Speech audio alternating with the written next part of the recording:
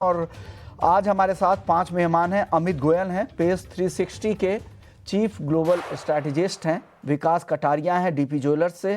अनिल बैनर्जी हैं, कोटक सिक्योरिटीज़ से। अजय केडिया हैं, केडिया एडवाइजरी से। और भाविक पटेल हैं, ट्रेडबुल सिक्योरिटीज़ से। आप सभी मेहमानों का बहुत बहुत शुक्रिया, आप लोगों ने वक्त निकाला है। सबसे पहले बात कर लेते हैं यूएस के साथ जो भारत की ट्रेड डील हुई है, इसका क्या फ़ायदा होगा और क्या कुछ जेम्स ज्वेलरी इंडस्ट्री को इसका फ़ायदा होने वाला है। सबसे पहले विकास कटारिया जी, आपसे ही मैं समझूंगा, क्योंकि ये एक जेम्स ज्वेलरी सेक्टर के लिए काफ़ी बड़ा ओवरहैंग था और लगातार एक्सपोर्ट कम भी हो रहे थे इस टैरिफ की वजह से। कितना फ़ायदा होगा? 18% टैरिफ ठीक है या आपको लगता है कि इससे और कम टैरिफ होती तब हम कॉम्पिटिटिव ज़्यादा हो पाते, या बाकी जो कॉम्पिटिटिव कंट्रीज़ हैं जिसमें वियतनाम है, थाईलैंड है, चाइना है, उनके मुकाबले टैरिफ कम है तो उसका फ़ायदा मिलेगा भारत को?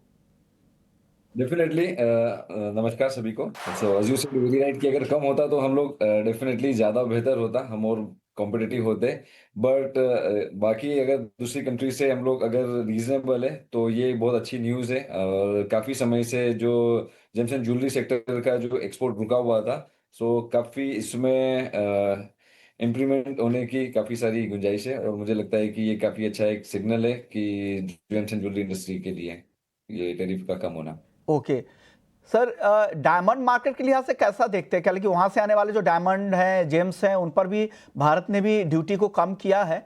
क्या लग रहा है डायमंड मैन्युफैक्चरिंग के लिहाज से और ख़ास करके लैब ग्रोन डायमंड के लिहाज से ये कितना बड़ा डेवलपमेंट है? क्योंकि लैब ग्रोन मार्केट सबसे बड़ा लैब ग्रोन डायमंड मार्केट है यूएस का।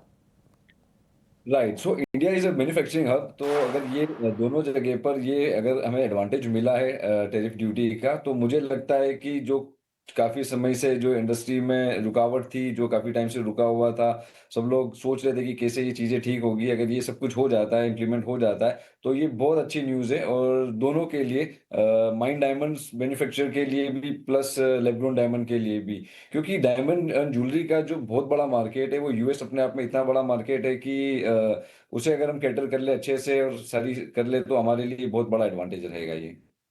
अब एक सवाल होगा, क्योंकि आप जो छोटे शहरों में आपके काफ़ी ज्वेलरी स्टोर्स हैं, तो क्या मूड है अभी जो गिरावट आई है, इस गिरावट के बाद क्या खरीदारी अचानक से लौटी है या अभी लोग शांत बैठे हैं स्थिरता आने के लिए? आई थिंक क्योंकि ज्वेलरी अभी देखा जाए तो सारी मेटल में मूवमेंट बहुत फास्ट है। और हमारा जो ज्वेलरी बिजनेस है स्पेशली वो वेडिंग ड्रिवन होता है, तो वेडिंग वाली बाइंग तो हो गई है। और ज्वेलरी हमेशा गोल्ड बाइंग या सिल्वर बाइंग हमेशा हर भाव में करना इट्स गुड एडवाइस। तो अभी काफी टॉप से नीचे आ चुका है, दोनों प्राइसिंग नीचे आ चुकी है। मुझे लगता है कि ये राइट टाइम है, यहाँ पर एंट्री लेनी चाहिए थोड़ा थोड़ा कर कर, और लेनी चाहिए। और देखा भी जा रहा है काफी सारे जो लोग रुके हुए थे, जिन्होंने जो मिस कर दिया था ये वाला प्राइस, और जो ऊपर जाकर 150 155 180 इस तक भी गए थे, तो अभी ये प्राइस ठीक है। इसमें लोग बाइंग कर रहे हैं एंड स्पेशली वेडिंग सीजन का बाइंग स्टार्ट हो गया है। बहुत शुक्रिया विकास जी, और आपने वक्त निकाला और बताया कि क्या मूड है ग्राहकों का और जो ये ट्रेड डील जैसी जो डेवलपमेंट हुई है, इसका क्या कुछ फ़ायदा इंडस्ट्री को मिल सकता है। अमित गोयल जी, आप इस डेवलपमेंट को कैसे देखते हैं ओवरऑल इकोनॉमी के लिहाज से और साथ साथ जेम ज्वेलरी इंडस्ट्री के हिसाब से? क्योंकि सालाना हम 1 लाख करोड़ का एक्सपोर्ट करते हैं भारत से और उस एक्सपोर्ट में लगातार गिरावट आ रही थी इस टैरिफ हर्डल की वजह से। हालांकि अभी भी क्लैरिटी का इंतजार है। हमने आज कॉमर्स मिनिस्ट्री के में सोर्सेज से बात की तो उन्होंने कहा कि उनको भी अभी पूरी तरह से क्लैरिटी नहीं है, वहाँ के सचिव तक को ये क्लैरिटी नहीं है कि हर सेक्टर पे कितना टैरिफ होगा। ये दिन के दौरान और चीज़ें साफ हो जाएंगी। और साथ साथ जो एडिशनल टैरिफ लगा हुआ है रशियन ऑयल इंपोर्ट की वजह से, उसको लेकर भी क्लैरिटी अभी नहीं आई कि क्या वो टैरिफ भी हट गया है। आप बताइए सर, ओवरऑल ये डेवलपमेंट आप कैसे देख रहे हैं सर? जी विश्वमोहन जी, आई थिंक ये बहुत ही पॉजिटिव डेवलपमेंट है। और पर्टिकुलरली मुझे लगता है जेम्स एंड ज्वेलरी और टेक्सटाइल गारमेंट एक्सपोर्टर्स, फुटवेयर, उनके लिए बहुत पॉजिटिव डेवलपमेंट है। और ये बहुत एम्प्लॉयमेंट इंटेंसिव इंडस्ट्रीज हैं। तो ना केवल जो बिजनेस कम्युनिटी है उनको फायदा होगा, बल्कि बहुत सारा रोजगार भी जो है वो जनरेट होएगा, जो कि प्रैक्टिकली पिछले 6 महीनों में ऑलमोस्ट चीजें बंद हो गई थी। जो भी लोग यूएस को केटर कर रहे थे वो लिटरली कुछ भी compete नहीं कर पा रहे थे पूरे रेस्ट ऑफ दी कंट्रीज के साथ। तो आई थिंक बहुत पॉजिटिव डेवलपमेंट है। मेरी अंडरस्टैंडिंग है कि जेम्स एंड ज्वेलरी पे भी जो है, ज्वेलरी एक्सपोर्ट पे भी 18% का ही टैरिफ लगेगा। मगर मैं यहाँ पे ये बात जरूर कहना चाहूंगा कि ये जो 6 महीने की जो डिसकंटिन्यूटी हुई है, उसमें दूसरे प्लेयर्स को एक उनका पलड़ा थोड़ा भारी हुआ है। तो अब जो इंडियन जो जेम्स एंड ज्वेलरी कम्युनिटी है, उनको थोड़ा ज्यादा जो है एफर्ट डालना पड़ेगा, जिससे कि हम दोबारा से जो मार्केट शेयर जो हमने लूज कर दिया है पिछले कुछ महीनों में, हम उसको फिर से रीगेन कर पाएं, जो कि उतना आसान नहीं होगा, उसमें थोड़ा सा समय लग सकता है। तो हमें ऐसा नहीं सोचना चाहिए कि जैसे ही ये अनाउंसमेंट आई है तो अगले कुछ ही दिनों में हमारे एक्सपोर्ट्स जो हैं वो बिल्कुल जुलाई अगस्त के लेवल्स पे वापस आ जाएंगे। कुछ समय लगेगा, मगर मैं समझता हूँ बहुत पॉजिटिव डेवलपमेंट है, और इसके काफी दूरगामी जो है इसके अफेक्ट होंगे इकोनॉमी के ऊपर, एम्प्लॉयमेंट के ऊपर, बिजनेस कम्युनिटी के ऊपर। तो बहुत ही पॉजिटिव डेवलपमेंट है। डेवलपमेंट है। चलिए अब भाव के हिसाब से बात कर लेते हैं। आज सोने और चांदी में अच्छी रिकवरी दिख रही है। अनिल सर बताइए, आज जो तेजी दिख रही है आपको टिकाऊ दिख रही है क्या? अभी भी खरीद लेना चाहिए या अभी भी डाउनसाइड के रिस्क बने हुए हैं? अगर वो रिस्क है तो कितना? हाँ, नमस्कार विश्वमोहन जी। नमस्कार। सोने में स्टेबिलिटी है, चांदी में अभी भी हाई लेवल्स पे सेलिंग आएगा क्या? क्योंकि एक मार्केट जो इतना वॉलेटाइल रहा है, मतलब लास्ट आपका 2 महीने में 3x रिटर्न, फिर 45% फॉल, एमसीएक्स में उससे ज्यादा फॉल हुआ है because of the premium and discount. तो यहाँ पे लोग जो स्पेकुलेटर्स है साइकोलॉजिकली तो एक बार डैमेज्ड हो चुके हैं, तो हाई लेवल्स पे सेलिंग आएगा। तो ओवरऑल ये इस मार्केट को अभी कंसोलिडेशन भी चाहिए क्या, क्योंकि चाइना मिड ऑफ फरवरी से छुट्टी पे चला जाएगा। सो फरवरी मंथ विल बी साइडवेज, नीचे 70 से $72 एक मेजर फ्लोर है, और वहां पे इंडस्ट्रियल जो एक्यूमुलेशन है, मतलब जो इन्वेंट्री का रीबिल्ड है फ्रॉम द इंडस्ट्रियल यूजर्स, वो चलता रहेगा, तो वो एक अच्छा फ्लोर है। अपसाइड में 95 में जो लोग फंसे हुए हैं वो लोग आके सेल करेंगे, तो इस रेंज में ये चलना चाहिए और धीरे धीरे वॉलेटिलिटी कम होगा। तो अभी मार्केट ये आपका जो इन्वेस्टर्स है उनके लिए अच्छा अपॉर्चुनिटी है, बट उनका जो एक्सपेक्टेशन है उनको टेम्पर करना पड़ेगा। ऐसा नहीं होगा कि 1 महीना में वापस 50-60% का रिटर्न।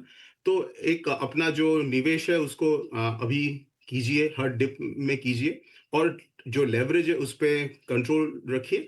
और ये जो इंट्राडे या 1-2 दिन का जो ट्रेडर्स है उनके लिए अपॉर्चुनिटी है, क्योंकि up and down continuously move इसमें चलता रहेगा इन चांदी। सोना ओवरऑल एक बहुत ही अच्छा लेवल पे है फॉर लॉन्ग टर्म इन्वेस्टमेंट्स, क्योंकि डी डॉलराइजेशन का theme is totally in, and ये जितने भी बायलैटरल डील्स ऐसे होते रहेंगे, which is clearly a sense कि जो मल्टीलैटरल ट्रेड डील का ऑर्डर है वो पूरी तरह से कोलैप्स हो रहा है, and that's an effect of डी डॉलराइजेशन।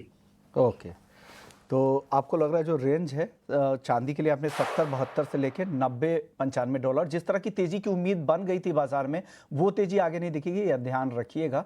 और बहुत लोगों ने तो इक्विटी से पैसा निकाल के यहाँ पर लगाया था, और अब ये यहाँ पर गिरावट आई और वापस से इक्विटी मार्केट में इस तरह की रफ्तार दिख रही है। केडिया जी आप बताइए, अब आपकी नई राय क्या बन रही है? क्या आपको लग रहा है कि अभी और गिरावट बची हुई है क्या सोने और चांदी में?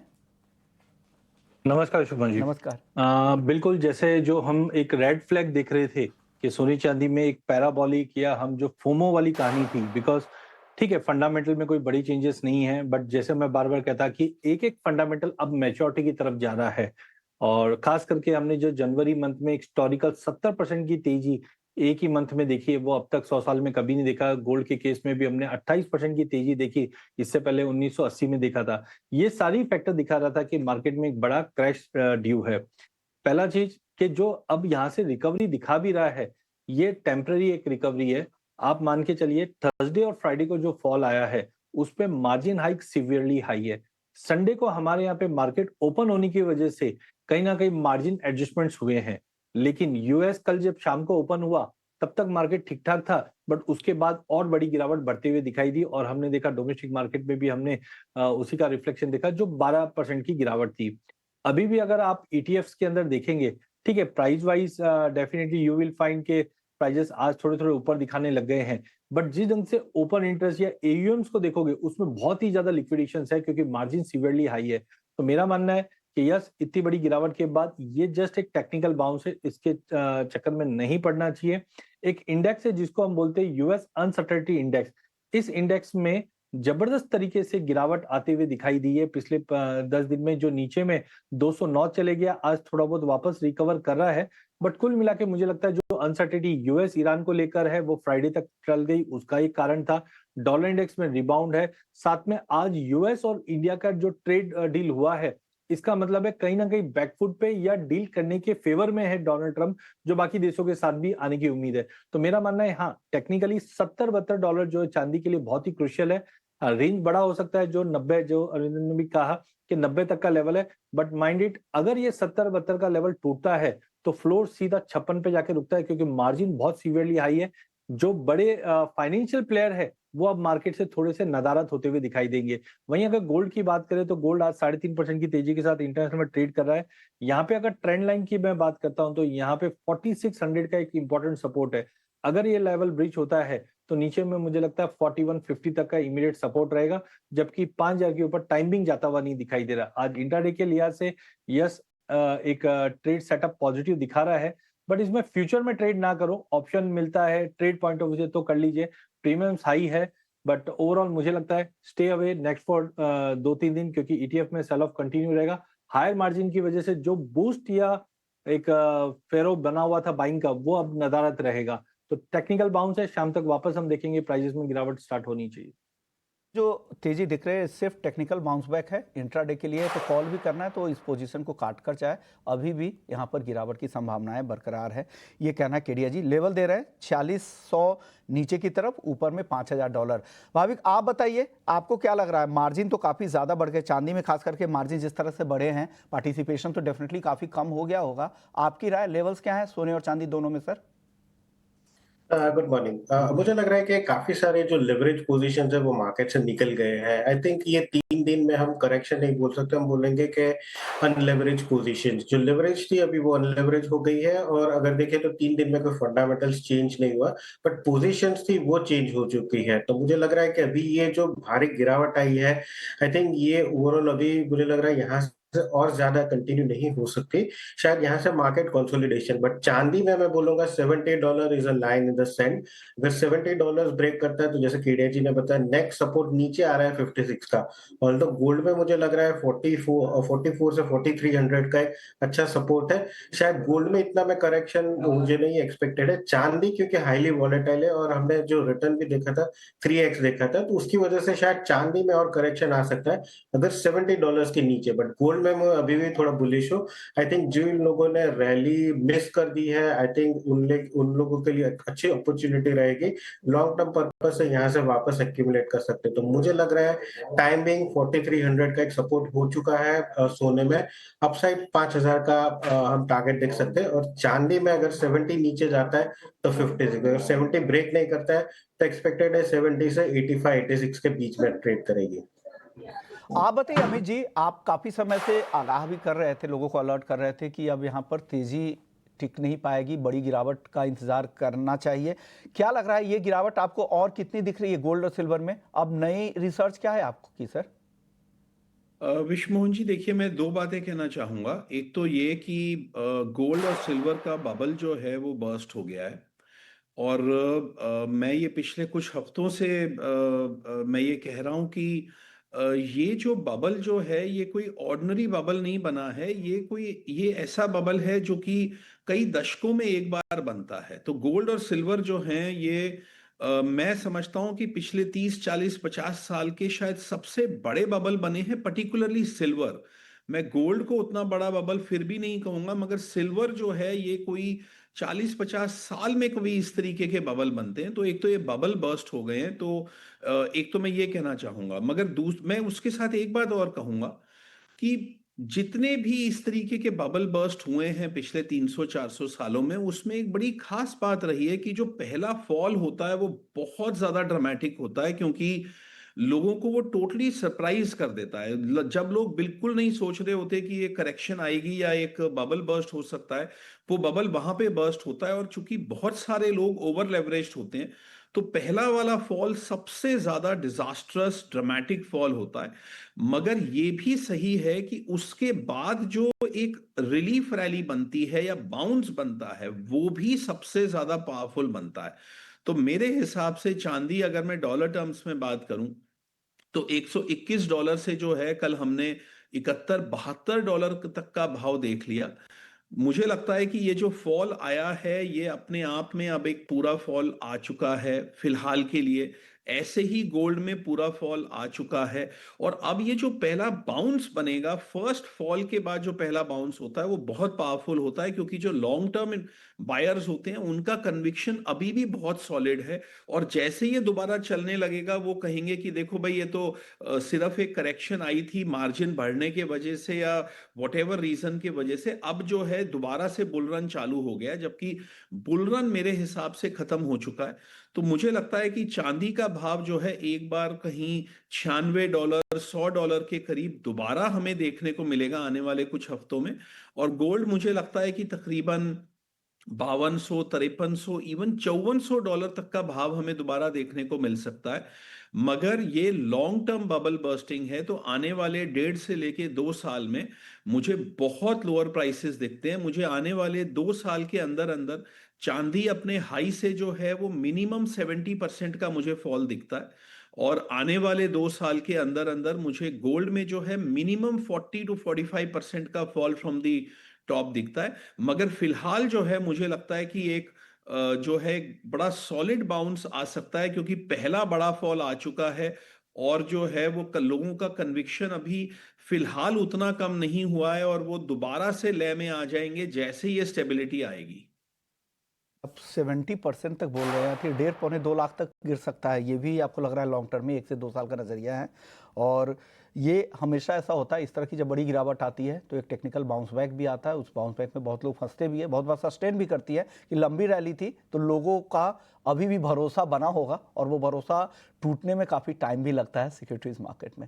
चलिए, वक्त है ब्रेक का। ब्रेक के बाद लौटेंगे तो मेटल्स और क्रूड पर चर्चा करेंगे। लेकिन जाने से पहले अमित जी, आपका मुनाफे की मंडी आप देख रहे हैं, सारे मेटल्स आज तेज नजर आ रहा है। सिर्फ निकेल में शुरुआत में कमजोरी थी, वो भी अब तेज हो चुका है। कॉपर में देखिए 3.5% की तेजी, 1260 के करीब पहुंच चुका है। केडिया जी, क्या पसंद है आपको सर?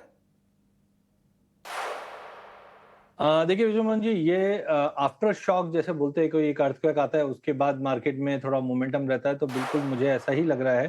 देखिए, नो डाउट फंडामेंटल में कोई चेंजेस हुए नहीं है, बट जो 1480 से कॉपर टूटा है और नीचे में 1156 का लो मारा है, आज खाली ये आफ्टर शॉक में ऊपर है। सबसे बड़ा इम्पैक्ट ये है, हाँ, चाइना से मैन्युफैक्चरिंग नंबर ठीक आए हैं, लेकिन चाइना मार्केट जो छुट्टी पे जाने वाला है उसकी वजह से मुझे लगता है अपसाइड बहुत लिमिटेड रहेगा। आज बिल्कुल इंट्राडे के लिहाज से 1240 पे लीजिए, 1225 का स्टॉप लॉस लगाइए, 1270 तक का लेवल मिलेगा, बट लॉन्ग पोजीशन कैरी मत कीजिए। अगेन मार्जिन हाइक है। जिंक के अंदर भी हम देख रहे हैं, as compare to copper, zinc और एल्यूमिनियम थोड़े से सपोर्टिव ज्यादा दिखाई दे रहे हैं, बट ये बिल्कुल टेम्पररी पॉइंट ऑफ व्यू से है। बाद में वापस गिरावट दिखेगी, क्योंकि चाइना छुट्टी पे रहेगा तो कोई बड़े बायर्स नहीं है और मार्केट का सेंटीमेंट खराब हुआ है। तो जिंक में भी 323 में लीजिए, 328 का टारगेट रहेगा। लास्ट एल्यूमिनियम में 312 में लीजिए, 316 का टारगेट रहेगा, बट कोई भी मेटल के अंदर पोजीशन कैरी मत करके जाइए। ओके, आनंद सर, आपकी राय मेटल्स पर छोटा जवाब दीजिएगा सर। तीनों में एक काउंटर ट्रेंड बाउंस है, तो इंट्राडे में कॉपर अच्छा लगता है, एल्यूमिनियम भी, बट पोजीशन को कैरी मत कीजिएगा, हाई लेवल्स पे सेलिंग आ सकता है। ओके, भाविक, आप क्रूड और नेचुरल गैस पे आपकी राय क्या है? ये क्रूड और नेचुरल गैस पे अभी भी मुझे लग रहा है कंटिन्यू हो सकती है सेलिंग प्रेशर, तो बेच के ही जाना चाहिए। जहां पे 5650 पे शॉर्ट कर सकते हैं, 5550 के टारगेट के लिए 5700 का स्टॉप लॉस रहेगा। नेचुरल गैस में मैं बोलूंगा कि थोड़ा बाउंस बैक मिलता है 297 298 के करीब, तो वहां पे शॉर्ट कर सकते हैं 290 के टारगेट के लिए, और 301 का स्टॉप लॉस रहेगा। आखिरी सवाल केडिया जी, छोटा जवाब, क्रूड पर आपकी राय क्या है? देखिए, क्रूड में मुझे लगता है टेक्निकल बाउंस है, 5560 में लीजिए, 5680 का टारगेट रहेगा। ऑलरेडी जो फॉल था वो यूएस ईरान के डी एस्केलेशन की वजह से हुआ था। ओके, बहुत बहुत शुक्रिया आप तीनों मेहमानों का।